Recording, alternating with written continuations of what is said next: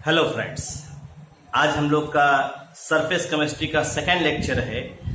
Previous lecture में आपने पढ़ा हुआ था कि एडजॉर्प्शन क्या होता है, एडजॉर्प्शन में अनबैलेंस फोर्स कैसे क्रिएट होते हैं और एडजॉर्प्शन के अलावा एब्जॉर्प्शन से रिलेटेड कुछ चीज़ों को पढ़ा था। कैसे आपने बताया था एडजॉर्प्शन जो है सरफेस फिनोमिनन है और एब्जॉर्प्शन ए डी और ए बी का बेसिक डिफरेंस है। एब्जॉर्प्शन कैसे बल्क फेनोमिनन है, इसके बारे में बताया था। कुछ एक एग्जाम्पल लेकर के आपको इसके बारे में हमने डिस्कस किया था।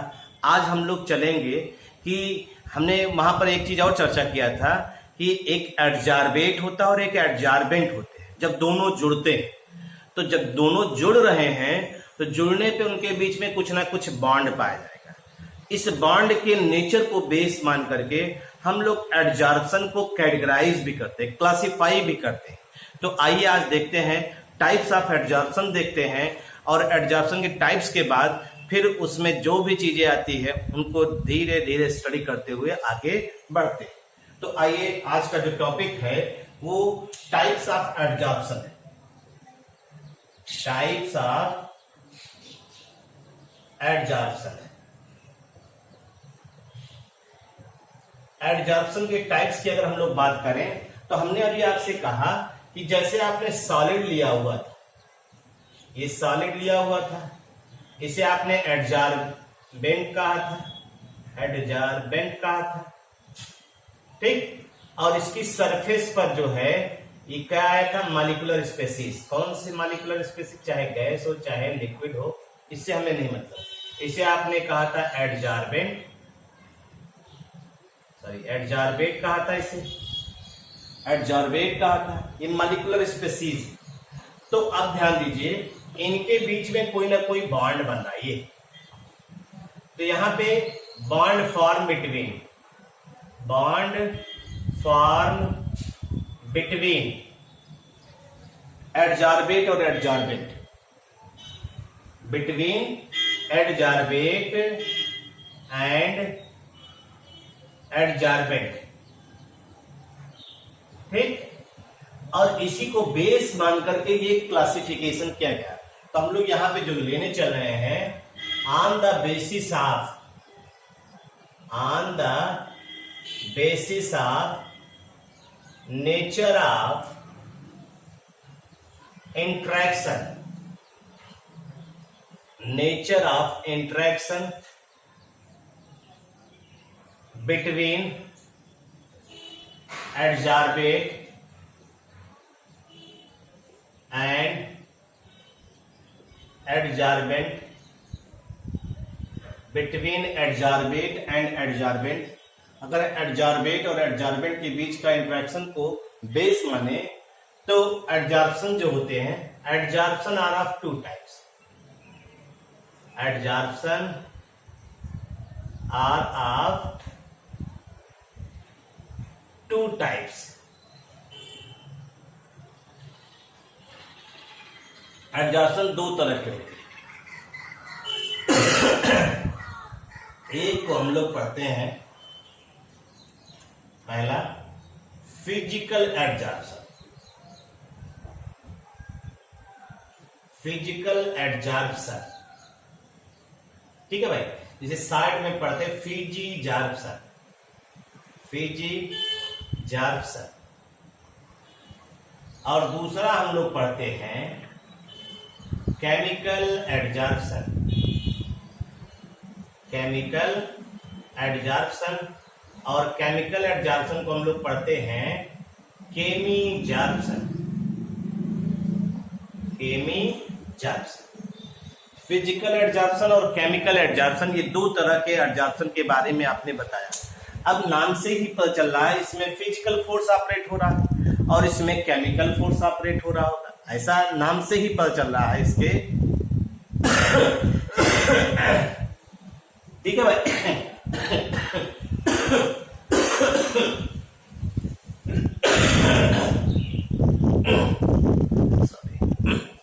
Excuse me. तो अगर हम लोग इस चीज को ध्यान दें तो फिजिकल और केमिकल एडजॉर्प्शन को समझने के लिए हम इसके डिफरेंस को ही बेस मानते हैं। क्योंकि एक बार किसी समय बोर्ड में जो है ये पूरा का पूरा 3 नंबर में आया था, what difference between physisorption and chemisorption. तो आइए डिफरेंस भी पढ़ते, उसी में इनके बारे में जानकारी भी होती हुई चले। ठीक है भाई, तो आइए देखते हैं।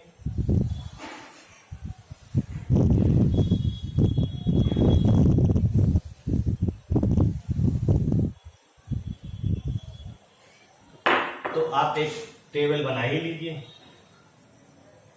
एक फिजिकल का हो जाए, फिजिकल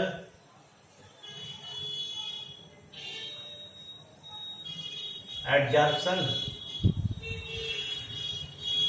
और एक हो जाए केमिकल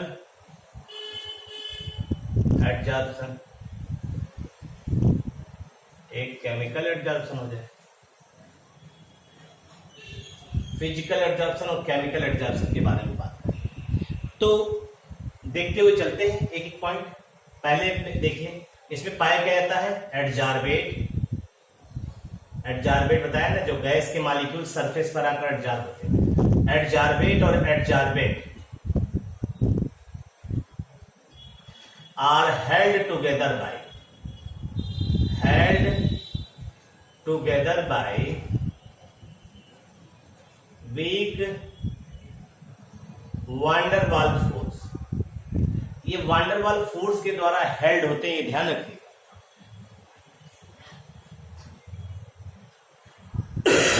ठीक है भाई, वीक वांडर वाल फोर्स के द्वारा ये हेल्ड होते हैं। इसमें क्या होता है, हेल्ड टुगेदर बाय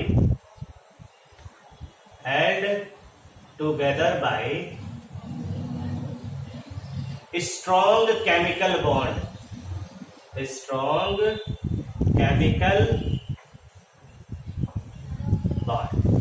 ये ध्यान रखिए। यानी केमिकल एडजॉर्प्शन में क्या कहा, केमिकल एडजॉर्प्शन में एडजॉर्बेट और एडजॉर्बेंट हेल्ड होते हैं बाय स्ट्रॉन्ग केमिकल बॉन्ड, यानी केमिकल बॉन्डिंग पाई जाती है एडजॉर्बेट और एडजॉर्बेंट के बीच में। और फिजिकल एडजॉर्प्शन में एडजॉर्बेट और एडजॉर्बेंट के बीच में क्या पाया जाता है, फिजिकल फोर्स यानी that is wander waals force. और वांडर वाल फोर्स कमजोर होता है, जानते हैं जितने भी फोर्स पाए जाते हैं उनमें वांडर वाल फोर्स क्या होता है, वीकेस्ट फोर्स माना जाता है। अगर इसी चीज को हम लोग ऑब्जर्व कर लें तो हम लोग सीधे डिफाइन कर सकते हैं। अभी आपको बताया था कि जैसे ये सरफेस है, ठीक, ये आपका एडजॉर्बेंट है, तो एडजॉर्बेंट के सरफेस पर जैसे ही गैस के मॉलिक्यूल आकर के एडजॉर्ब हो रहे हैं, ये ठीक, तो यहाँ जो फोर्स लग रहा है उसी पे डिपेंड कर रहा है। अब जानते हैं यहाँ फोर्स जो लग रहा है, फोर्स के अलावा यहाँ एनर्जी रिलीज होती है, यहाँ एनर्जी रिलीज होती है। और उस एनर्जी को हम लोग क्या कहते हैं जानते हैं, enthalpy of adsorption, enthalpy of adsorption कहते हैं। और आप जानते हैं एंथैल्पी ऑफ एडजॉर्प्शन, ये भी इसकी वैल्यू जो है वो डिपेंड किस पे करती है, वैल्यू डिपेंड्स अपॉन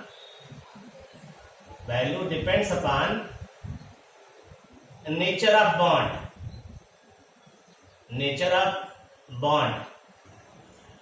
अगर स्ट्रांग है, अगर बॉन्ड स्ट्रांग है तो वैल्यू क्या होगी, high.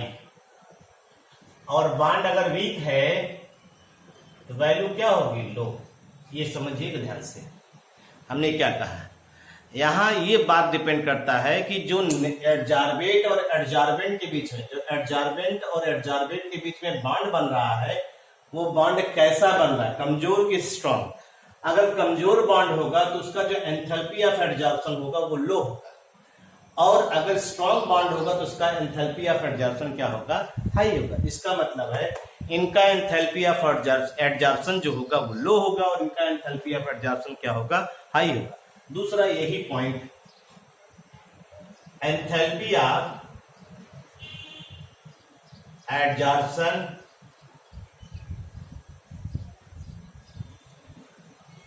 Is low, enthalpy of adsorption is low.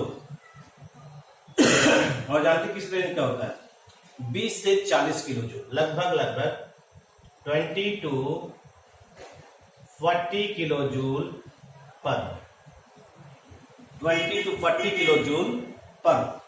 और इसका स्ट्रॉन्ग बॉन्ड नहीं होती है तो इसका एंथैल्पी ऑफ एडजॉर्प्शन हाई होता है और वो कितना होता है 80 to 240 किलो जूल पर मोल। अब सोच सकते हैं लगभग देखिए कितना हो गया, कई टाइम्स ज्यादा है, कई टाइम्स ज्यादा है। इस चीज का ध्यान रखिएगा।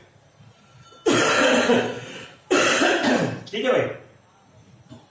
अब देखिए बॉन्डिंग इनके बीच में कमजोर है तो इसका मतलब है अगर टेम्परेचर बढ़ाएंगे तो इनके बीच का बॉन्ड टूट जाएगा।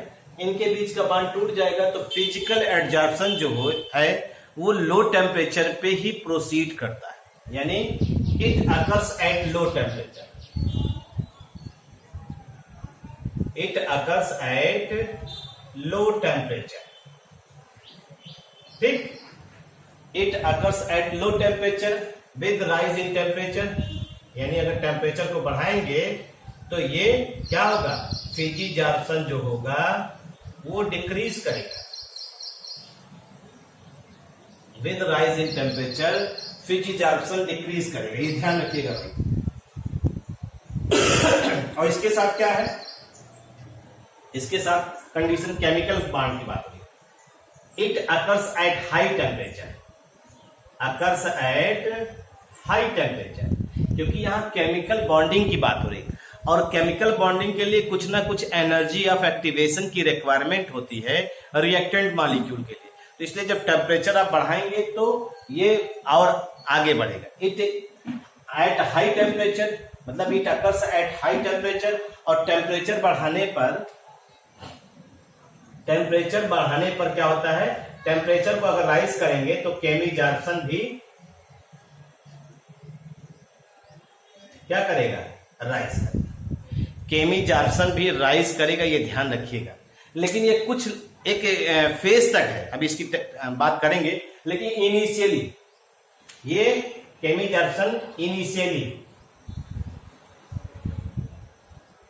इंक्रीज करता है। ठीक है, इनिशियली इंक्रीज करता है, ये ध्यान रखना है आपको।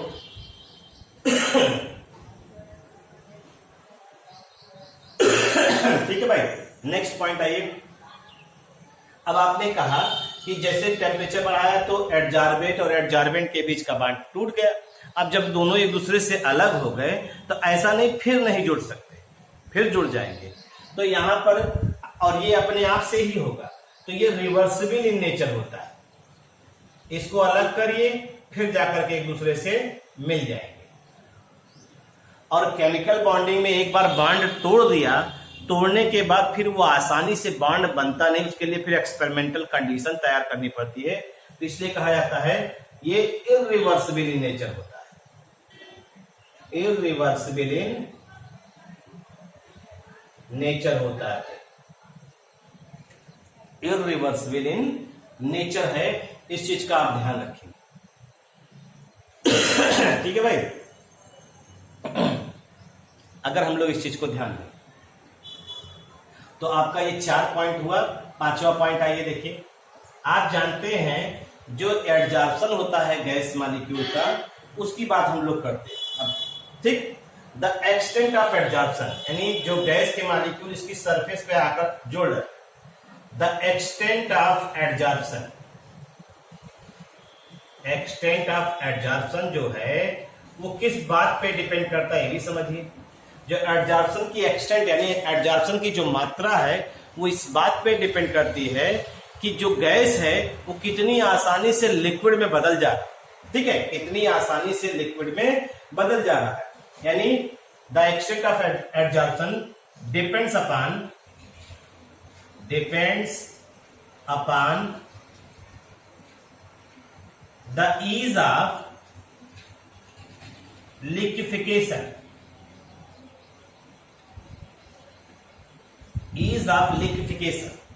ठीक है भाई, जो गैस जितनी आसानी से लिक्विफाई होगी उसका एडजॉर्प्शन उतना ही ज्यादा है।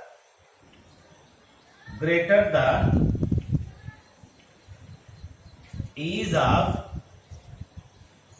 Liquefaction greater is the adsorption.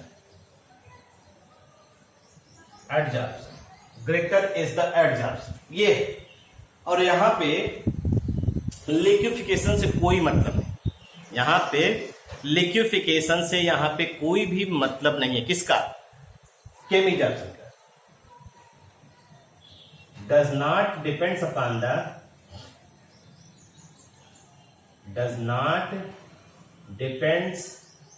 the ease of liquefaction। यानी कोई गैस लिक्विफाई हो रही है इस बात से डिपेंड नहीं करता, ये डिपेंड कर रहा है जो गैस है उसका नेचर क्या है और गैस रिएक्ट कर रहा है एडजॉर्बेंट से कि नहीं। डिपेंड्स अपॉन, किस पे डिपेंड्स कर रहा है? Depends upon nature of gas. ये गैस जो लिया है आपने उसके नेचर पे डिपेंड कर रहा है। Depends upon nature of gas. जो गैस आपने लिया उसके नेचर पे डिपेंड कर रहा है। साथ ही साथ ध्यान दीजिएगा, ये भी ध्यान देना पड़ेगा कि जो गैस है वो एडजॉर्बेंट के साथ रिएक्शन कर रहा है नहीं। गैस रिएक्ट विथ एडजॉर्बेंट के साथ वो रिएक्ट भी करना चाहिए। ऐसा नहीं कि कोई भी रिएजेंट आप ले लीजिए जो रिएक्शन नहीं कर पाए। एडजॉर्बेंट सो केमिजॉर्प्शन,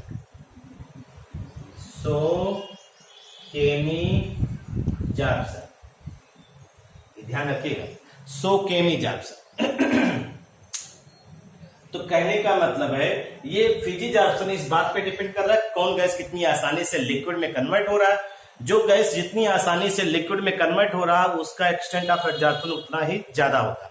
लेकिन हमने केमिजॉर्प्शन में कहा कि इस बात पे डिपेंड नहीं करता कि आ रही है गैस आकर लिक्विड में बदल जाए, वह जरूरी नहीं है। क्यों? क्योंकि यहाँ पे केमिकल बॉन्ड की बात है और chemical bond specific in nature होते हैं, स्पेसिफिक इन नेचर होते हैं। तो इसलिए इस बात पे डिपेंड करेगा कि जो गैस है उसका नेचर कैसा है और वो जो एडजॉर्बेंट है यानी जो सॉलिड है उस पर गैस जाकर के अटैच होती तो उनके बीच में बॉन्ड बन रहा है कि नहीं बन रहा है, इस बात पे डिपेंड करेगा। ये चीज ध्यान रखिएगा। तो ये पॉइंट है, हमने आपसे बताया कि जो फिजिकल फोर्स होता है वो स्पेसिफिक इन नेचर नहीं होता। तो वो कहीं पर भी किसी भी जगह, जैसे हमारे स्किन पे डस्ट पार्टिकल है, हमारे स्किन पे स्टिक कर गए, डस्ट पार्टिकल है इस बोर्ड पे स्टिक कर गए। अगर ऐसे छोड़ दीजिए बोर्ड पे, कुछ दिन बाद अगर आप व्हाइट बोर्ड को अगर ऐसे टच करेंगे तो इस पे आपको डस्ट पार्टिकल दिखाई देंगे। ऐसे कहीं किसी भी सरफेस पे जो है गैस के पार्टिकल आकर के अटैच हो सकते हैं। वहां कोई केमिकल बॉन्ड नहीं, वो फिजिकल फोर्स के द्वारा जुड़े हुए। तो इसीलिए कहा जाता है फिजिकल एडजॉर्प्शन जो है ये नॉट स्पेसिफिक इन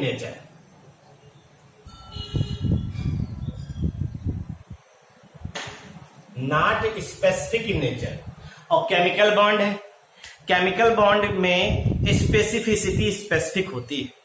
क्या मतलब? केमिकल बॉन्ड फिक्स होता है कि इन एलिमेंट्स के बीच में रिएक्शन होना है तो उन्हीं के बीच में रिएक्शन होता है। ऐसा नहीं कोई दूसरा एलिमेंट लाइए दूसरे के साथ कंबाइन कराइए और नया प्रोडक्ट बना दीजिए। अगर ऐसा होने लगता तो आप जितने कंपाउंड जानते हो उसके कई गुना और कंपाउंड आपको पढ़ना पड़ता है। तो इसलिए कहा जाता है कि chemical adsorption, chemical bonding specific in nature होता है। यानी ये कैसे होंगे? स्पेसिफिक, ये स्पेसिफिक इन नेचर के हो। ठीक है भाई। अगर हम लोग इसी की बात करें, इनके लिए जैसे फिजिकल एडजॉर्प्शन ना, इनके लिए किसी एक्टिवेशन एनर्जी की जरूरत नहीं होती, ये अपने आप से हो जाते हैं। कोई भी आपको एनर्जी प्रोवाइड नहीं करनी पड़ती, ये अपने आप से भी जो है स्पॉन्टेनियस प्रोसेस होते हैं। तो no needed of activation energy,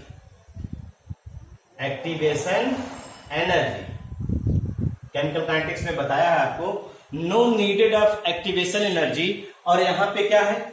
यहां पे इनको जो है केमिकल एडजॉर्प्शन है, केमिकल बॉन्ड बनने के लिए एनर्जी ऑफ एक्टिवेशन की रिक्वायरमेंट होती है। Required energy of activation, required energy of activation, E A लिख दिया स्टार्ट में, इसको हम लोग ईए डिनोट करते हैं। रिक्वायर्ड एनर्जी ऑफ एक्टिवेशन, ये ध्यान रखिए, और वो भी थोड़ा मोड़ा नहीं, high energy of activation, high energy of activation की इसकी रिक्वायरमेंट होती है, ये ध्यान रखिएगा। ठीक है भाई। और आप जानते हैं जो एडजॉर्बेट होता है, जैसे बल्क है वो उसी फॉर्म में रहता है। The adsorbate is same as in bulk, same as in bulk. ठीक है, इन बल्क, बल्क मतलब समझाया था आपको, बल्क लेयर और सरफेस लेयर के बारे में प्रीवियस वीडियो में देख लीजिएगा, अगर आपको ना समझ में बताइएगा। और जो यहां पे है, ये स्टेट ऑफ एडजॉर्बेट जो होता है ये डिफरेंट होता है, डिफरेंट फ्रॉम द बल्क, ये different from the bulk, bulk से डिफरेंट इसको कहा जाता है। और नेक्स्ट देखिए, ये आप जानते हैं ये मल्टी मॉलिक्यूलर लेयर का फॉर्मेशन होता है, मल्टी मॉलिक्यूलर लेयर, ये मल्टी मॉलिक्यूलर लेयर फेनोमेनन है, और ये मोनोमॉलिक्यूलर है। मतलब इसका क्या हुआ,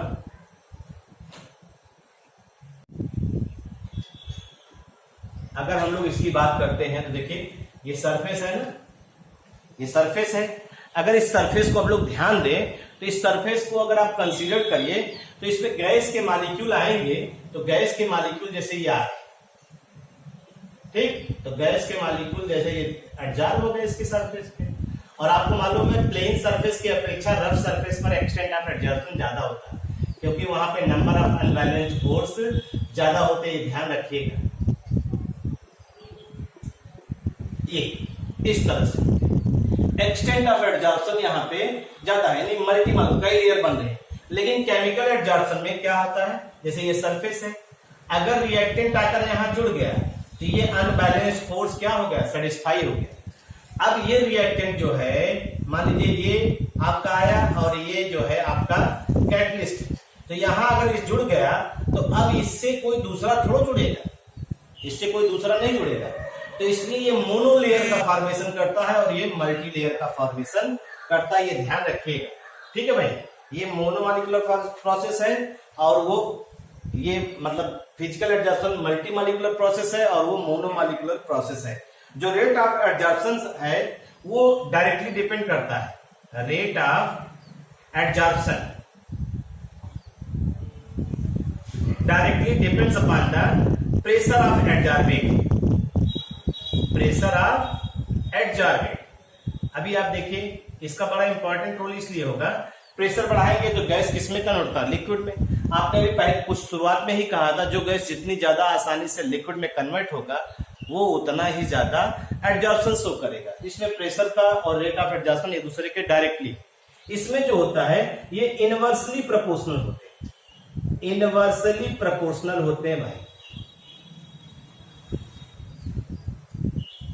मतलब जिनके बीच में बॉन्ड बनना है, अगर वो आए तो बॉन्ड बनेगा, बॉन्ड बनने के बाद फिर आप प्रेशर बढ़ाइए कि जब बॉन्ड बन चुका तो और प्रेशर बढ़ाने पर कोई चेंज उसमें नहीं होगा, ऐसा नहीं सिचुएशन है यहाँ पे। दोनों से और ये वही है, depends on surface area, depends on surface area, ये भी सरफेस एरिया पे डिपेंड करता है और ये भी सेम, इसके लिए भी वही।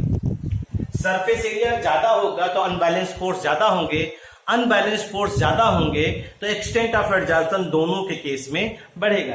तो ये हमने लगभग 10 से 11 पॉइंट जो भी होंगे, 10 से 11 पॉइंट हमने आपको बताए, इनको आप ध्यान से देखिए। कभी कभी बोर्ड लेवल में, सीबीएसई बोर्ड में भी जो 3 नंबर के क्वेश्चन ये आ गए, ठीक है, तो इसको थोड़ा सा एक बार सरसरी निगाह से पढ़ लीजिएगा, बाकी इसमें कोई दिक्कत नहीं है। गैसेस ऑन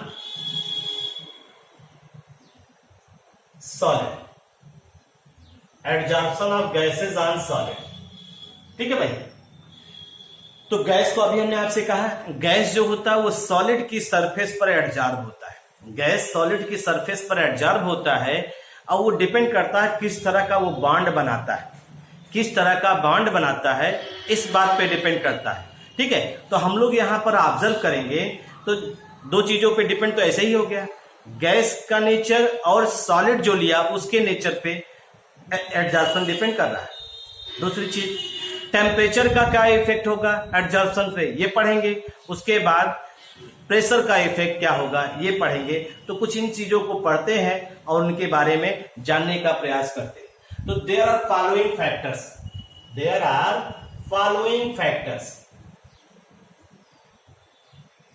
ये फैक्टर्स हैं जिनको हम लोग ऑब्जर्व करने चल रहे हैं। पहला तो है nature of gas, nature of gas की बात करते हैं, इसी को हम लोग क्या कहेंगे, एडजॉर्बेट। वर्ड को समझिए, वर्ड को पकड़िए तभी हो जाएगा। और उसके बाद है इफेक्ट ऑफ टेम्परेचर, उसके बाद है इफेक्ट ऑफ प्रेशर, और उसके बाद आप पढ़ सकते हैं नेचर ऑफ, ये तो बहुत सिंपल सी चीज है, इसको ऐसे ही चर्चा कर लेते हैं, एडजॉर्बेंट, एडजॉर्बेंट। अगर इसकी आप बात करते हैं एडजॉर्बेंट के बारे में, सिंपल सुन लीजिए। ये मान लीजिए इसको बहुत ज्यादा एप्लीकेशन वैसे भी नहीं है, शुरुआत के तीनों पॉइंट हम लोग ज्यादा अच्छे से पढ़ा जाएगा। एडजॉर्बेंट की अगर हम लोग बात करते हैं तो एडजॉर्बेंट का एक कॉमन एग्जांपल ले लिए, प्लेन सरफेस और रफ सरफेस। रफ सरफेस पे अनबैलेंस्ड फोर्स ज्यादा होंगे, अनबैलेंस्ड फोर्स ज्यादा होंगे तो वहां एक्सटेंट ऑफ एडजॉर्प्शन ज्यादा होगा। प्लेन सरफेस है यानी स्मूथ है, उसमें एक्सटेंट ऑफ एडजॉर्प्शन क्या होगा, कम होगा। ठीक। अगर आपने एडजॉर्बेंट को फाइनली डिवाइडेड कर दिया, यानी छोटे छोटे पार्ट कर दिया, तो सरफेस एरिया बढ़ जाएगा, यानी एडजॉर्बेंट का सरफेस एरिया बढ़ेगा तो वहां पर एक्सटेंट ऑफ एडजॉर्प्शन ज्यादा होगा। ये तमाम चीजें हैं जो नेचर ऑफ एडजॉर्बेंट में है, इसको आप समझ सकते हैं। तो हम लोग पहले इसको चलते हैं, फिर ये देखते हैं। ठीक, आइए आगे चलते हैं और समझने का प्रयास करते हैं। अगर समझ में आ जाएगा तो बहुत अच्छी बात। पहला हम लोग लेकर चल रहे हैं नेचर ऑफ गैस। आपको ये मालूम है, अभी आपने एक बात कही थी कि वह गैस जो आसानी से लिक्विड में कन्वर्ट हो जाती है, वह गैस एक्सटेंट ऑफ एडजॉर्प्शन ज्यादा शो करेगा। ये किसके केस में है, फिजी एडजॉर्प्शन के केस में, फिजी एडजॉर्प्शन के केस में है। तो हम लोग अगर इसको ऑब्जर्व करें तो सीधे सीधे कह सकते हैं कि जो एक्सटेंट ऑफ एडजॉर्प्शन है यहाँ पे, वो किस बात पे डिपेंड कर रहा है, यानी एक्सटेंट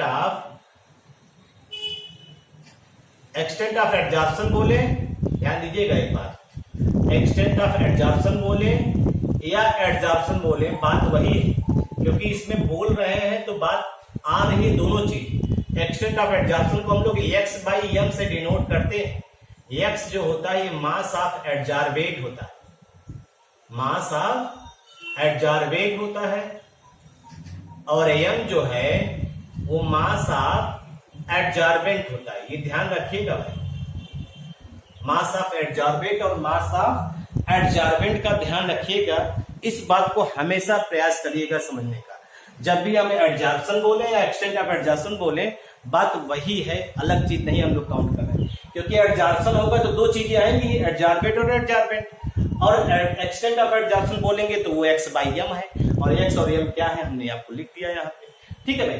तो आइए, तो हमने कहा कि जो गैस का एडजॉर्प्शन होता है वो इस बात पे डिपेंड करता है गैस का नेचर कैसा है। ठीक। और एक बात आपने अभी खुद कही कि जो गैस है जो आसानी से लिक्विड में कन्वर्ट हो रही, इजिली लिक्विफाई हो रही, सोज क्या शो करेगा, मोर एडजॉर्प्शन, मोर एडजॉर्प्शन। यानी जो भी गैस आसानी से लिक्विड में कन्वर्ट हो रही है वह गैस उतना ही आसानी से क्या शो कर रही है, एडजॉर्प्शन, एक्सटेंट ऑफ एडजॉर्प्शन उतना ही ज्यादा शो कर रही है। ठीक, जैसे हमने लिया, जैसे कुछ गैसेस हैं जो इजीली लिक्विफाई होती है, easily liquefy gases such as, कौन कौन से हैं देखिए, CO2 है, HCl है, CO2 है, HCl है, NH3 है, Cl2 है, एटसेट्रा। ये कुछ गैसेस है, एटसेट्रा। ठीक, ये कुछ गैसेस हैं जो मोर एब्जॉर्प्शन शो करेंगे, आर सोज या मोर एडजॉर्ब बात बोल रहे हैं भाई, मोर adsorb then some permanent gases,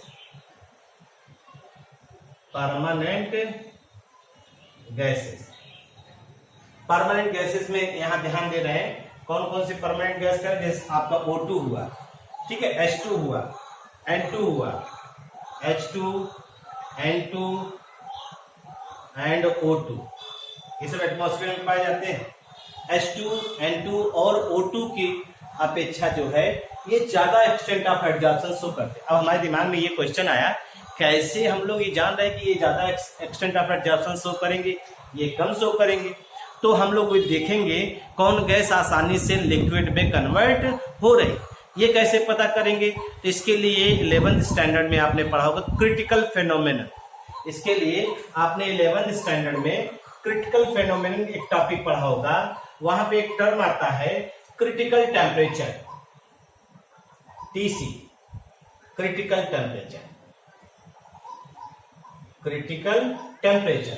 कहा जाता है कि गैस का अगर TC हाई है, गैस का क्रिटिकल टेम्परेचर हाई है, तो गैस जो होगा वो इजिली लिक्विफाई होगा, भाई ये ध्यान रखिएगा, लिक्विफाई होगा, गैस आसानी से लिक्विफाई होगा। और जब गैस आसानी से लिक्विफाई होगा, सोज मोर एडजॉर्प्शन, ये ध्यान रखिएगा। अगर गैस आसानी से लिक्विड में कन्वर्ट हो रहा है तो उसका एडजॉर्प्शन ज्यादा होगा। क्या होता है क्रिटिकल टेम्परेचर? एक ऐसा टेम्परेचर, देखिए टेम्परेचर है, ठीक, और यहां पे ये मान लीजिए गैस, ठीक, और ये आपका गैस है और इसका क्रिटिकल टेम्परेचर, यानी कोई temperature, gas below this temperature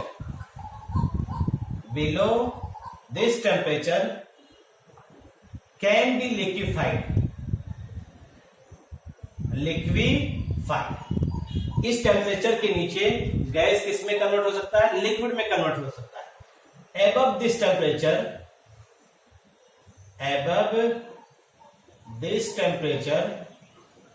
cannot be liquefied, मतलब एक ऐसा टेम्परेचर जिसके ऊपर जाकर के आप किसी भी गैस को लिक्विड में नहीं बदल सकते, लेकिन उसके नीचे आप गैस को लिक्विड में बदल सकते हैं। ऐसे टेम्परेचर को आप क्या कहते हैं? क्रिटिकल टेम्परेचर कहते हैं भाई। और आपको मालूम है जिस गैस का क्रिटिकल टेम्परेचर जितना ज्यादा होगा उतना वेरिएबल हो जाएगा। मतलब किसी गैस का क्रिटिकल टेम्परेचर 2 डिग्री सेल्सियस है और किसी गैस का क्रिटिकल टेम्परेचर 200 डिग्री सेल्सियस है, तो 2 डिग्री सेल्सियस का मतलब हो गया आप पहले गैस को 2 डिग्री सेल्सियस पे ले जाइए, मतलब आपका रूम टेम्परेचर तो खुद ही 25 डिग्री सेल्सियस माना जाता है, उससे नीचे जाना पड़ेगा तब गैस को लिक्विड में कन्वर्ट करेंगे। लेकिन 200 है तो आप 200 के नीचे किसी भी टेम्परेचर पे गैस को लिक्विड में कन्वर्ट कर सकते हैं, लेकिन 2 वाले को आप 2 के नीचे ही जाकर लिक्विड में कन्वर्ट करेंगे। तो इसीलिए कहा गया है किसी भी गैस का क्रिटिकल टेम्परेचर जितना हाई होगा वो गैस उतनी आसानी से लिक्विफाई होगा। और जितनी ज्यादा आसानी से लिक्विफाई होगा वह गैस उतना ही ज्यादा एडजॉर्प्शन शो करेगा।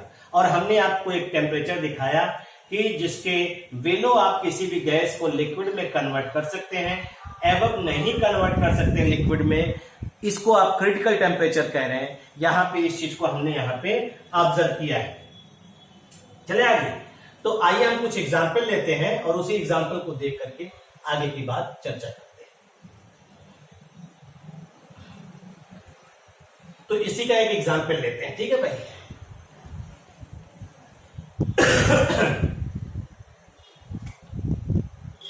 फॉर एग्जाम्पल हमने लिया क्या, 1 ग्राम एक्टिवेटेड चारकोल लिया।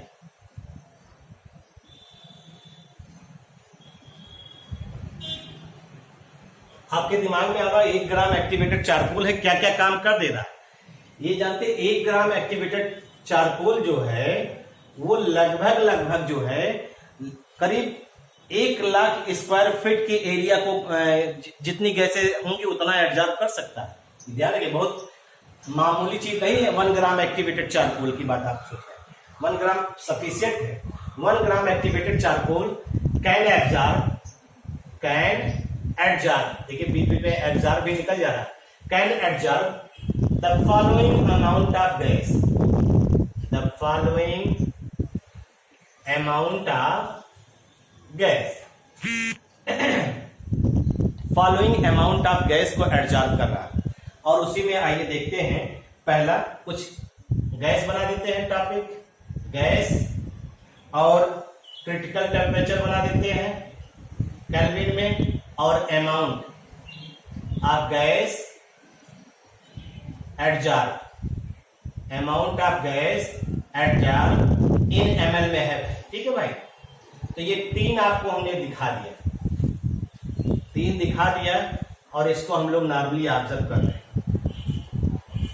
अगर इसी चीज को यहां देखें तो हम लोग सीधे इसको बता सकते हैं कितना अमाउंट जो है गैस का एब्जॉर्ब हुआ है। इसको देखने का धीरे धीरे क्या हो रहा है, क्रिटिकल टेम्परेचर इधर से इधर चलने पर बढ़ रहा है, टीसी जो है इंक्रीज कर रहा है, ठीक, टीसी जो है वो इंक्रीज कर रहा है। कैसे, हाइड्रोजन का 33, N2 का 126, CO का 134, CH4 का 190 और CO2 का 304, NH3 का 406 और SO2 का कितना दिया है 430। तो अगर आप देखिए एक्सटेंट ऑफ एब्जॉर्प्शन, कितना अमाउंट एब्जॉर्ब हो रहा है, ये कौन सी गैस का है, हाइड्रोजन का। 1 ग्राम एक्टिवेटेड चारकोल पर आप अगर देखेंगे तो 4.5 ग्राम ml जो है हाइड्रोजन गैस एब्जॉर्ब होगा, लेकिन उतने ही अमाउंट में सल्फर डाइऑक्साइड का कितना ml एब्जॉर्ब हो रहा है, 380 ml, 380 ml एब्जॉर्ब हो रहा है। इसका मतलब है सीधे हम लोग कह सकते हैं एक्सटेंट ऑफ एब्जॉर्प्शन जो है वो डिपेंड किस पे कर रहा है, टीसी पे। एक्सटेंट ऑफ एब्जॉर्प्शन जो है बढ़ रहा है, टीसी बढ़ रहा है, यानी एब्जॉर्प्शन ऑफ गैस क्या होंगे, बढ़ेंगे। क्यों, क्योंकि gas liquefaction of gas increases, liquefaction of gas increases. और जब लिक्विफिकेशन इंक्रीज करेगा तो फिर क्या होगा, extent of absorption increases, absorption increases. ये सीधा पॉइंट है, इनको आपको समझना है। एक्सटेंट ऑफ एब्जॉर्प्शन इंक्रीजेज, ये आपका जो है क्या है, पहला फैक्टर है नेचर ऑफ एब्जॉर्बेट या नेचर ऑफ गैस के बारे में जो हम लोग पढ़ रहे हैं। अभी आपने एक टर्म बोला कि एब्जॉर्प्शन में जो होता है, एब्जॉर्प्शन कैसा होता है, एब्जॉर्प्शन प्रोसेस कैसा होता है, एक्सोथर्मिक। कैसे जाना है एक्सोथर्मिक, क्योंकि इस प्रोसेस में हीट इवॉल्व होती है, और जहां हीट इवॉल्व होगी वह प्रोसेस कैसा होगा, एक्सोथर्मिक। अगर इसी चीज को आप ऑब्जर्व करिए और इसी चीज को हम लोग समझे तो सीधे आपको पता चल रहा है कि अगर टेम्परेचर और एब्जॉर्प्शन के बीच रिलेशन देखेंगे तो क्या आएगा, इनवर्स ना। तो इसका मतलब है एब्जॉर्प्शन जो होगा वो इनवर्सली प्रोपोर्शनल टू किसके हो गया, टेम्परेचर के। ऐसे ही तो हो गया भाई, क्योंकि ये तो एक्सोथर्मिक प्रोसेस है और एक्सोथर्मिक के लिए यही वैल्यू तो डिपेंड करेगी भाई। तो अगर हम लोग यहाँ पे ध्यान दें, जैसे आप देखिए गैस और प्लस सॉलिड ये लिया आपने, और ये आपका जो है सीधे सीधे क्या हो रहा है, adsorb, gas adsorb on solid, heat होगा, gas adsorb on solid, gas जो है सॉलिड में एडजॉर्ब हुए ना, और यहां पे प्लस हीट भी निकले, प्लस हीट भी क्या होगी, इवॉल्व, यही तो प्रोसेस आपने बताया। अगर हम इसी चीज को लेकर चलें, ध्यान दीजिएगा, इसी चीज को लेकर चल रहे हैं तो यहां पे ये प्रोसेस आपका हो गया एडजॉर्प्शन। अगर आप इसी को ध्यान दीजिए तो यहां पे गैस जाकर लिक्विड में कन्वर्ट हो रहा है, तो इसे हम लोग क्या कह सकते हैं, कंडेंसेशन, कंडेंसेशन होगा। ठीक, गैस सॉलिड पर जाकर के लिक्विड में कन्वर्ट हो रहा है, तो गैस का लिक्विड में बदलना क्या कहलाएगा, कंडेंसेशन। तो ये आपका पहला प्रोसेस हुआ गैस। अब आप जानते हैं अगर ये प्रोसेस रिवर्सिबल हो, ये प्रोसेस रिवर्सिबल की बात करें, जो आपका गैस सॉलिड की सरफेस पर एडजॉर्ब हुआ है, अगर हम उसको हीट दें, हीट सप्लाई करें, तो क्या होगा, गैस सॉलिड की सरफेस को छोड़ करके अलग हो जाएगा। तो इस प्रोसेस को आपने सुना होगा डीजॉर्प्शन, इस प्रोसेस को क्या कह रहे हैं, डीजॉर्प्शन। अगर वो अपने सॉलिड की सरफेस से अलग हो रहा है, सॉलिड और गैस अलग अलग हो जा रहे हैं, तो इसका मतलब है कि जो लिक्विड में कन्वर्ट हुआ था अब वो गैस फॉर्म में निकल रहा है। तो इस प्रोसेस को हम लोग फिजिकल प्रोसेस के रूप में क्या कहेंगे, इवापोरेशन, गैस इवापोरेट हो रहा है ना, इवापोरेशन, और इसी को हम लोग नाम देते हैं डीजॉर्प्शन, डीजॉर्प्शन। डीजॉर्प्शन एक ऐसा प्रोसेस है जिसमें एडजॉर्बेट और एडजॉर्बेंट को एक दूसरे से सेपरेट किया जाता है। इसको लिख देते हैं लाइन यहां पे, the process of removal of adsorbate from adsorbent called desorption, desorption, the process of removal of, क्या कहा हमने, जो एडजॉर्बेट और एडजॉर्बेंट आपने दिया है उनको अलग करने की बात कर रहे हैं हम लोग यहाँ पे। अलग करने के लिए जो है आपने कहा कि एडजॉर्बेट और एडजॉर्बेंट को अलग करने के लिए जो प्रोसेस यूज कर रहे हैं उसे हम लोग डीजॉर्प्शन कहते हैं। और it can be done, it can be done by, पहले एक तो यही है, बाई इंक्रीजिंग टेम्परेचर, टेम्परेचर को बढ़ा करके आप ये काम कर सकते हैं। दूसरा बाई रिड्यूसिंग प्रेशर, प्रेशर को रिड्यूस करके आप ये काम कर सकते हैं। प्रेशर रिड्यूस कर दीजिए, गैस जो लिक्विड में कन्वर्ट धीरे धीरे वो अपने एक्सपैंड करेगा और फिर से गैस के रूप से अलग हो जाएगा। तो डीजॉर्प्शन जो है, अब देखिए जैसे हमने आपसे क्या कहा, यहां पे अगर ध्यान दीजिए, ये जो आपका एडजॉर्प्शन प्रोसेस है, ये प्रोसेस आपका हो गया एक्सोथर्मिक, एक्सोथर्मिक हो गया। और अगर रिवर्सिबल प्रोसेस है तो ऑटोमेटिक डीजॉर्प्शन जो होगा वो एंडोथर्मिक प्रोसेस हो जाएगा, एंडोथर्मिक प्रोसेस। एक्सोथर्मिक और एंडोथर्मिक दो तरह के प्रोसेस होते हैं। तो आप जानते हैं कि हाई टेम्परेचर किसको फेवर करता है, हाई टेम्परेचर फेवर्स कौन से रिएक्शन को, endothermic process, endothermic process. High temperature जो है वो एंडोथर्मिक प्रोसेस को फेवर करता है। यानी अगर आप टेम्परेचर बढ़ा रहे हैं तो क्या होगा, डीजॉर्प्शन होगा। यानी अगर आप टेम्परेचर को बढ़ा रहे हैं तो x/m यानी एक्सटेंट ऑफ एडजॉर्प्शन क्या होगा, डिक्रीज करेगा। ये ध्यान रखिए। यानी x/m डिक्रीज करेगा व्हेन टेम्परेचर इंक्रीजेस। बात समझ में आई भाई? ये चीज, ये इफेक्ट ऑफ टेम्परेचर है। अगर हमने आपसे कहा अगर अमाउंट आप देखिए, जैसे एक ग्राफ प्लॉट कर दे रहे हैं, आपका क्या मतलब N2 गैस, N2 गैस का जो है अमाउंट एडजॉर्ब कर रहे हैं। N2 गैस जो है एडजॉर्ब कर रहा है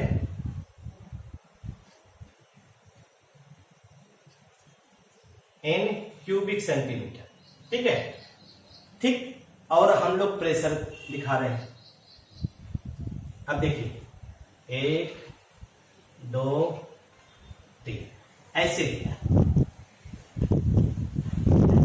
इस चीज को ऑब्जर्व करिएगा, इस चीज को आप ऑब्जर्व करिएगा। पहला जो है 195 केल्विन टेम्परेचर दिखा रहे हैं, समझिए पहले टेम्परेचर हम वो, और दूसरा 244 और तीसरा 273 केल्विन का मतलब 0 डिग्री सेल्सियस, ठीक है। अब अगर ध्यान से देखिए जो यहाँ पे अमाउंट एडजॉर्ब कर रहा है, ध्यान दीजिएगा, जो पहला आपका जो है ये 10 क्यूबिक सेंटीमीटर, अभी बताएंगे, और ये आपका 20 cubic centimetre, 10 cubic centimetre, 20 cubic centimetre, और ये आपका है 45 क्यूबिक सेंटीमीटर। और ये एडजॉर्ब कौन कर रहा है? 1 ग्राम activated charcoal.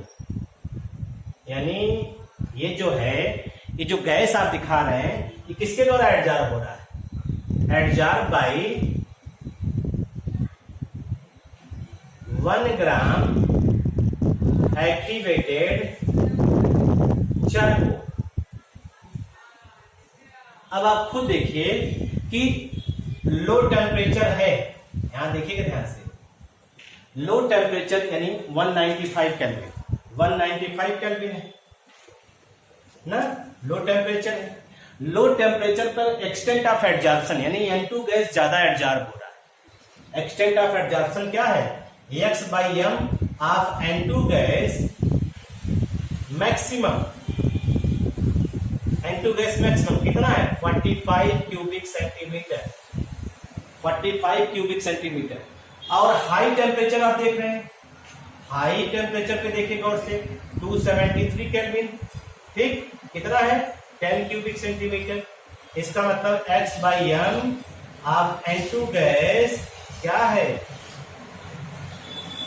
Minimum of N2 gas minimum.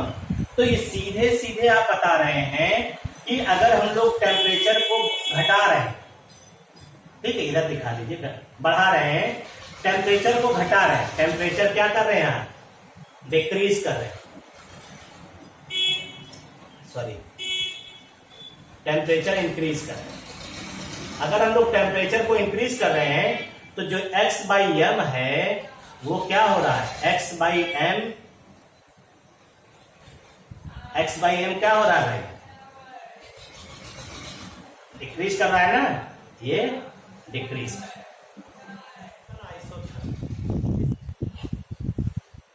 ठीक।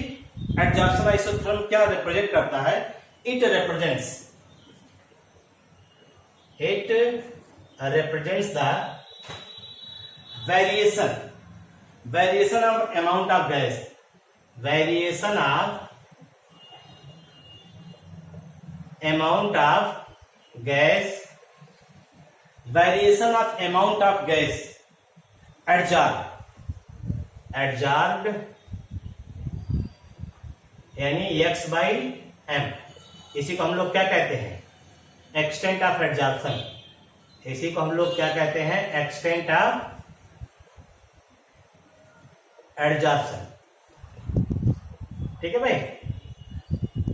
It represent the variation of amount of gas adsorbed with pressure of adsorbate, with pressure of adsorbate at constant temperature।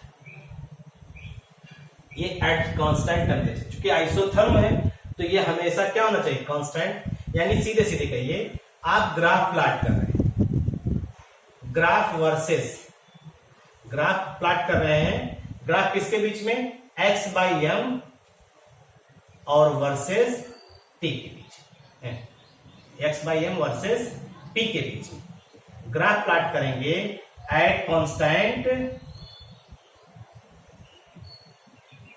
Temperature, और जो graph आपको मिलेगा उसी को आप क्या कहेंगे, एडजॉर्प्शन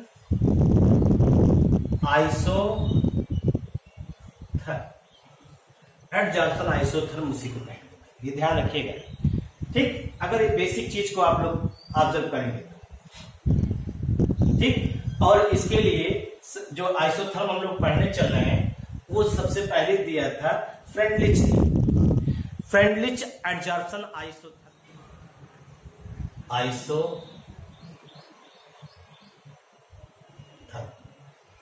फ्रेंडलिच एडजॉर्प्शन आइसोथर्म, ठीक।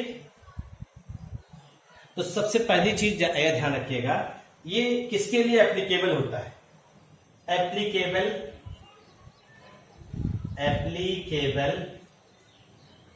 Only for physical adsorption. ये ध्यान रखिएगा, ये सब चीजें कॉमन पॉइंट है बहुत। फिजिकल एडजॉर्प्शन, ठीक। फिजिकल एडजॉर्प्शन के लिए ये एप्लीकेबल है सर, केमी एडजॉर्प्शन के लिए नहीं भाई। और ये आपने कहा ये valid only for single layer. ये किसके लिए वैलिड है, valid only for single layer. अभी आपने कहा था फिजिकल एडजॉर्प्शन क्या है, मल्टी मॉलिक्यूलर लेयर है, तो उस बात को हम लोग इग्नोर करेंगे यहाँ पे, और ये हम लोग सिर्फ और सिर्फ सिंगल लेयर के लिए ऑब्जर्व करेंगे, ठीक। तो आइए इसी को देखने का प्रयास करते हैं। तो जो ग्राफ है वो आप ग्राफ प्लॉट किसके बीच में कर रहे हैं, x बाई एम और p के बीच, x बाई एम और p के बीच में ग्राफ प्लॉट करने का प्रयास कर रहे हैं। x बाई एम और p के बीच में ग्राफ अगर प्लॉट कर रहे हैं तो आप पहले देखिए, पहले आप जो है यूं लाएंगे, फिर कर्व बनेगा और फिर पैरेलल टू x एक्सिस दिखाई देगा, ऐसे ही दिखाई दे रहा है ना। पहले एक स्ट्रेट लाइन दिखाई दे रही, फिर कर्व बन रहा, फिर एक आपका x एक्सिस के पैरेलल आपको दिखाई दे रहा। इस चीज को आप ऑब्जर्व करें।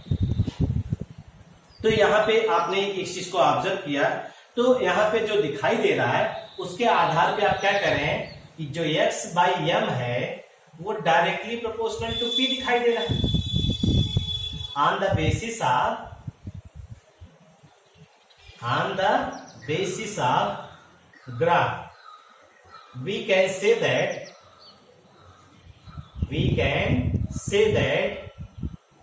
x by M is directly proportional to p, ठीक।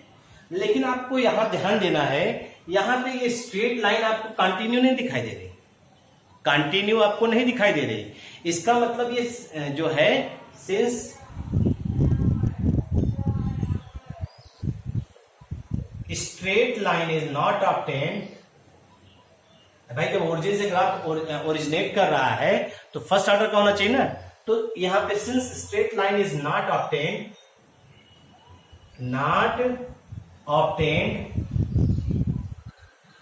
Hence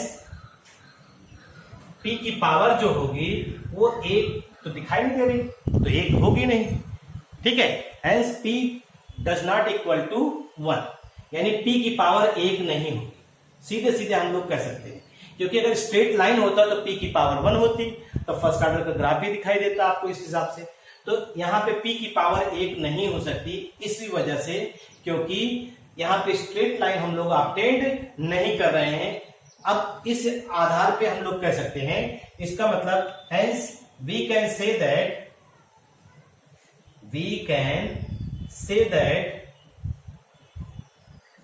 x by M, p की कुछ पावर होगी डायरेक्टली प्रोपोर्शनल टू p की पावर 1 बाई n, p की पावर 1 बाई n, इसको हम लोग इस तरह से कह सकते हैं। और इसी को लिखना चाहें तो x by M is equal to K P की पावर 1 बाई एन, और n जो है ये होल नंबर है, जिसे हम लोग क्या कहते हैं, n जो है can take any whole number value, can take any whole number value, ठीक है भाई। और जो n की वैल्यू होती है वो या तो 0 और 1 के बीच में होती है भाई, 0 और 1 के बीच में होती है, ध्यान रखिए। जो n की वैल्यू है 1 बाई एन की वैल्यू होगी वो 0 और 1 के बीच में आएगी, ये ध्यान रखना है। 0 और 1 के बीच में ही दिखाई देगी 1 बाई एन की वैल्यू।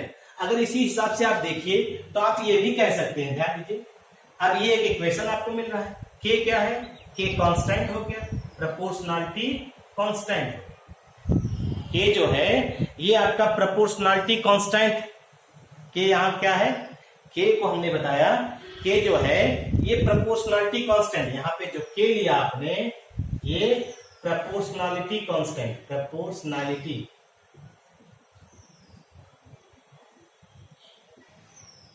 कांस्टेंट, प्रोपोर्शनलिटी कांस्टेंट है। अगर इस चीज को अगर आप यहां तक लगभग चलिए तो ये जो लाइन है आपको स्ट्रेट लाइन दिखाई दे रही है, स्ट्रेट लाइन दिखाई दे रही है ना, ये इसका लीनियर ग्राफ है, और लीनियर ग्राफ है तो यहां हम लोग कह सकते हैं X M is directly proportional to P, यहां पे तो होगा ना। फिर यहां से यहां देखिए आपका ये कर्व शुरू हो गया, ये आपका क्या हो गया, ये आपका यहां से यहां देखिए कर्व बन रहा है, ये कर्व बन रहा है। और आगे आइए तो आपको लगभग यहां कर्व, और उसके बाद यहां से देखिए यहां फ्लैट है, यहां पैरेलल टू एक्स एक्सिस हो गया, पैरेलल टू एक्स एक्सिस दिखाई दे रहा है, यही तो दिखाई दे रहा है, पैरेलल टू एक्स एक्सिस दिखाई दे रहा है।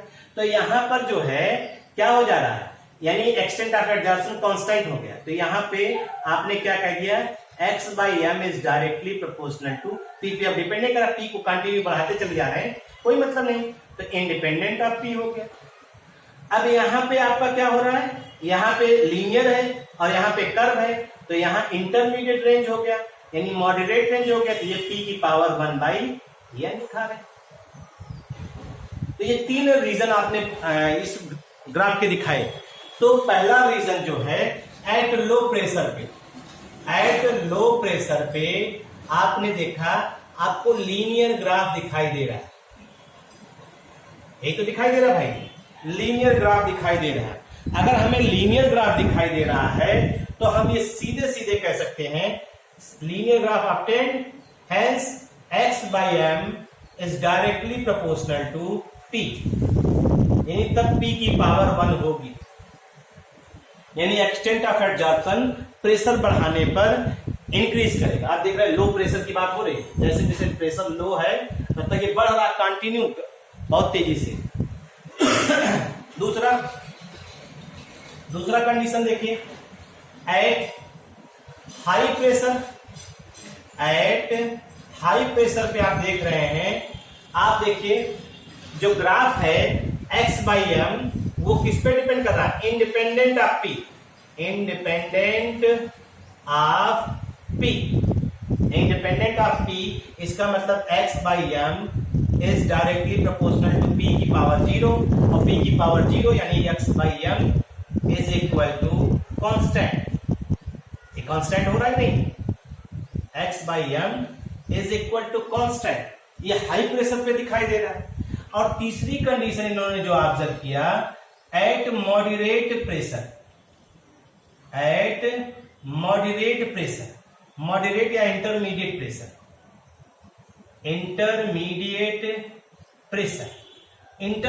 में ये क्या ऑब्जर्व कर रहे हैं, आप देखिए इस इंटरमीडिएट रेंज में अगर आप देख रहे हैं तो यहां पे आपको खुद ऑब्जर्व हो रहा है, यहां कर्व बन रहा है, यानी p की पावर 1 तो आप ले नहीं सकते हैं, तो यहां पे हम लोग क्या लेंगे, इंटरमीडिएट रेंज ऑफ प्रेशर भी ले लेंगे, यानी p की पावर 1 बाई एन, ठीक, ये आ जाएगा। तो ये 3 ऑब्जर्वेशन इन्होंने किया, इन्होंने 3 ऑब्जर्वेशन इस ग्राफ के जरिए किया, लेकिन इन्होंने एक चीज कहां फेल हो गए कि हाई प्रेशर पे क्यों एक्सटेंट ऑफ एडजॉर्प्शन कांस्टेंट हो गया, ये फ्रेंडली जी समझा नहीं पाए, ये फ्रेंडली जी इस बात को एक्सप्लेन नहीं कर पाए। तो इसको हम लिख दे रहे हैं आपको, देखिए आप इसको समझने का प्रयास करिएगा। फ्रेंडली जी fail to explain why x by m is constant at high pressure high pressure पे x by m क्यों कांस्टेंट हो जाता है, इस बात को समझाने में असफल। बहुत से साइंटिस्ट हैं, कुछ लोगों ने एक्सप्लेन किया, तो जो एक्सप्लेनेशन दिया गया वो तो अभी हम बताएंगे आपको, लेकिन फ्रेंडली जी इस बात को एक्सप्लेन नहीं की। और इनके इस बात को किसने एक्सप्लेन किया, एक्सप्लेन बाय लैंगमुयर एडजॉर्प्शन।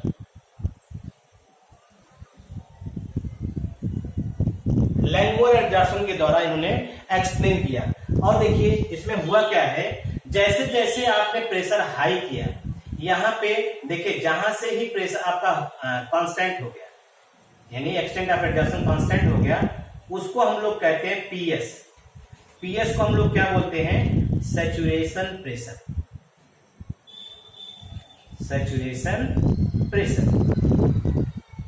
और सैचुरेशन प्रेशर पे कहा जाता है इक्विलिब्रियम एस्टैब्लिश्ड होता है। सैचुरेशन प्रेशर पे, अब इसमें दिखा देते हैं, एट सैचुरेशन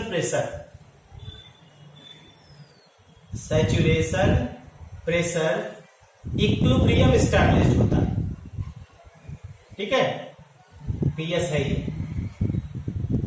इक्विलिब्रियम एस्टैब्लिश्ड, यहां पे इक्विलिब्रियम एस्टैब्लिश्ड होता है किसके किसके बीच में, आपका एडजॉर्प्शन और इसके बीच में डिजॉर्प्शन, यानी जितना गैस एडजॉर्ब हो रहा है उतने ही गैस डिजॉर्ब हो रहे हैं। और इसी वजह से that's why x by m is constant, that's why x by m is constant हो गया। इसी वजह से x by m की वैल्यू क्या हो जाती है, हाई प्रेशर पे कांस्टेंट हो जाती है, p की पावर 1 by m, यही तो लिया आपने। अगर इसी का लॉग ले लीजिए, taking log in both side, log ले लीजिए, तो ये क्या लिखेंगे, log x by m बराबर log k plus 1 by n आगे आ जाएगा, 1 by n log p, ये वैल्यू आ जाएगी, ठीक। अगर ये वैल्यू आपकी आ रही है तो इसी को आप ऑब्जर्व भी कर सकते हैं, कैसे, अगर हम लोग एक ग्राफ प्लॉट करें, y बराबर mx प्लस सी, देखिए दिखाई दे रहा है नहीं, mx प्लस सी, कैसे, अगर हम लोग ले लें x एक्सिस पे x by m is equal to 1 by n log p plus log k, तो इंटरसेप्ट आपको क्या मिलेगा, log k, y एक्सिस पे क्या मिलेगा, log x by m, और x एक्सिस पे क्या दिखाएंगे, log p। तो जो आपका स्लोप दिखाई दे रहा है वो स्लोप पॉजिटिव स्लोप दिखाई देगा। अगर हम इसी को ग्राफ के रूप में दिखाना चाहें, तो देखिए कैसे आएगा। आपने कहा, हमने लिया एक y एक्सिस ले लिया ना, और एक x एक्सिस ले लिया, y एक्सिस पे क्या है, log y, क्या है, x by m, और x एक्सिस पे क्या है, log p है।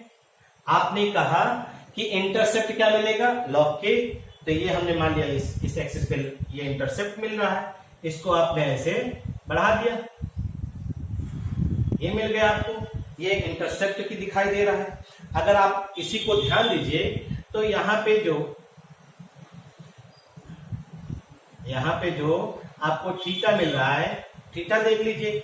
अगर आप इसी को ध्यान दीजिए तो हम लोग सीधे सीधे कह सकते हैं इसका जो स्लोप आएगा, क्योंकि ये पॉजिटिव स्लोप आ रहा है ना, ये पॉजिटिव, अरे भाई इसकी वैल्यू जो आ रही है देखिए ये पॉजिटिव है तो पॉजिटिव स्लोप दिखाई दे रहा है। स्लोप बराबर tan थीटा, और tan थीटा बराबर कितना आ जाएगा 1/n, यानी जो n की वैल्यू आएगी 1/n आ रही है।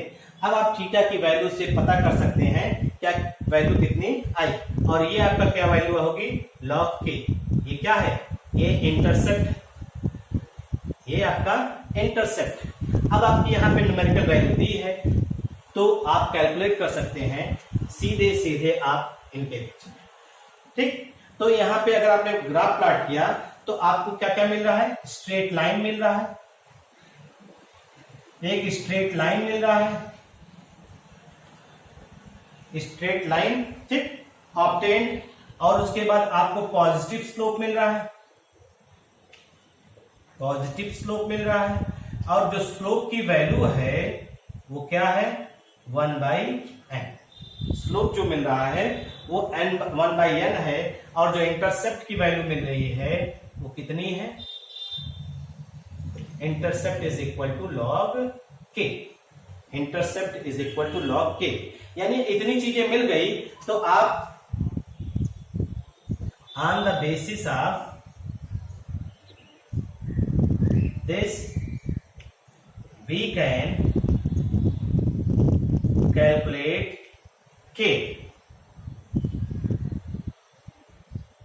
k and n of adsorption isotherm,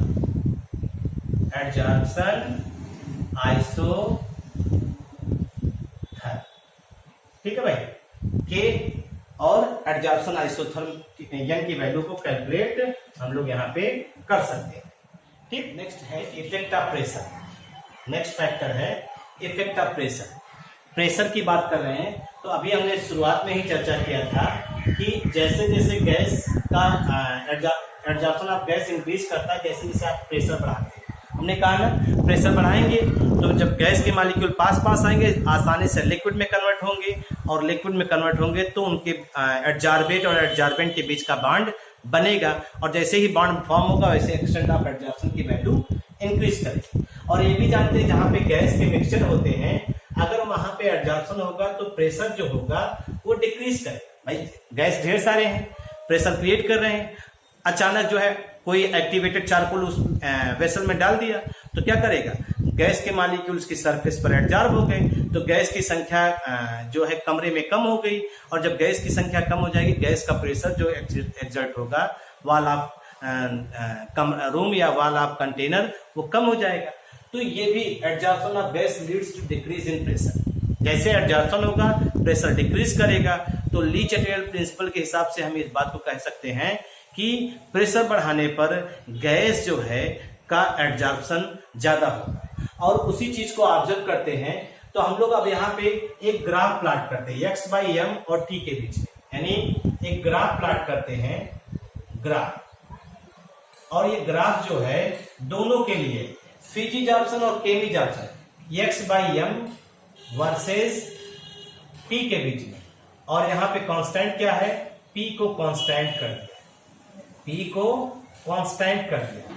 तो ये जो ग्राफ आपको मिलेगा उस ग्राफ को हम लोग नाम बोलते हैं एडजॉर्प्शन आइसोबार, एडजॉर्प्शन आइसोबार बोल रहे हैं, ठीक है। Adsorption isobar, iso means equal, बार मीन्स प्रेशर, प्रेशर की यूनिट होती है बार। तो हम लोग यहाँ पे तो देखिए ये फिजी जॉर्प्सन का है, ये जो पहला वाला है ये फिजी जॉर्प्सन का है,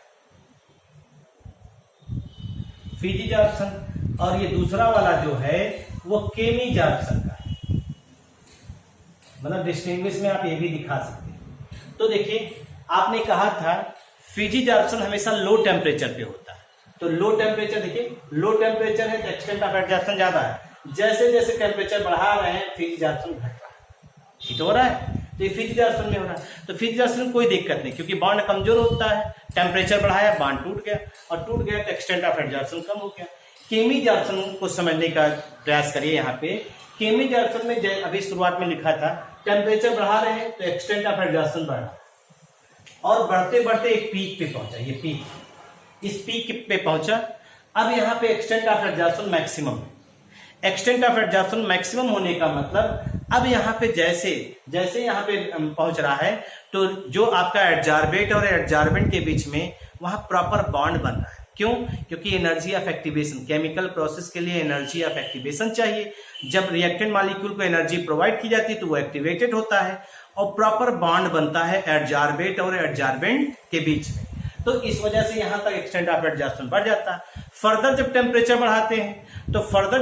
बढ़ाते हैं तो अब उनके बीच का जो बॉन्ड बना है वो बॉन्ड एक एनर्जी, इतनी एनर्जी के लिए सफिशिएंट था। तो जब आप थर्मल एनर्जी और प्रोवाइड करते हैं तो उनके बीच का बॉन्ड धीरे धीरे ब्रेक होना शुरू करता है, यानी वो दोनों एक दूसरे से अलग होते हैं।